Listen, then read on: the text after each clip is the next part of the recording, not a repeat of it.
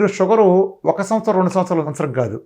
మీరిచ్చిన మందు మిమ్మల్ని చంపేయకుండా ఉండటం కోసం, ఆ మందు తాత్కాలికంగా వచ్చినప్పుడు ఈ షుగర్ని ఆర్గాన్లో మళ్లించడం కోసం ఆ సన్నటి నరాల్లో దాచినప్పుడు ఇది ప్రాసెస్ కొన్ని సంవత్సరాల పాటు జరిగినప్పుడు కొన్ని సంవత్సరాల పాటు ఆ షుగర్ అందులో నిలవటం వలన ఈ కంటికెళ్ళే సన్నటి మార్గం మొత్తం కన్ను బాగుంది, కంటికెళ్ళే సన్నటి సూక్ష్మ రక్తనాళాల మార్గం ఆ షుగర్తో నిండిపోవడం కుళ్ళిపోతుంది.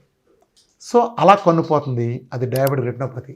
కిడ్నీ బాగుంది, కిడ్నీకి వెళ్ళే సన్నటి రక్తనాళాలను మైక్రోవాస్కులర్ రక్తనాళాల్లోకి షుగర్ వెళ్ళి కూర్చుండటం వల్ల అది కుళ్ళిపోయింది. దాంట్లోకి వెళ్ళాల్సిన రక్తం ఆక్సిజన్ ప్రాపర్గా అందకపోవటం వలన కిడ్నీ డ్యామేజ్ జరిగిపోయింది. That is diabetic nephropathy. చెప్పే కదా ఇందాక, మనిషి చచ్చిపోతే కానీ కాళ్ళు కొడతాయి. అదేంటి మరి షుగర్ వచ్చిన వాళ్ళల్లో కొంతమందిలో కాలు కుళ్ళిపోయింది, తీసేయాలమ్మా, ఇక్కడ దాకా నరికేయాలమ్మా, కుళ్ళిపోయింది, నిజంగానే శవం కుళ్ళిన వాసన వస్తుంది ఏంటి? అసలు మనిషి ఎందుకు కుళ్ళతాడు? ఎందుకు కుళ్ళుతాడంటే, మనం ఎందుకు కుళ్ళాలి? అప్పుడు మన ఒంట్లో రక్త ప్రసరణ జరుగుతుంది, అంటే గుండు కొట్టుకుంటుంది, రక్తం ప్రతి ఆర్గానికి ప్రతి మారుమూలకి ప్రవహిస్తుంది కాబట్టి అక్కడ కుళ్ళదు. మరి ఎప్పుడు కుళ్ళుతాం? శవం అయినప్పుడు ఏం జరుగుతుంది? గుండె అయిపోతుంది, రక్త ప్రసరణ జరగదు. రక్త ప్రసరణ అందదు కాబట్టి ఆర్గాన్స్ కుళ్ళిపోతాయి, మొక్కబోయిపోతే నీళ్ళు చచ్చిపోయినట్టు కుళ్ళిపోతాయి.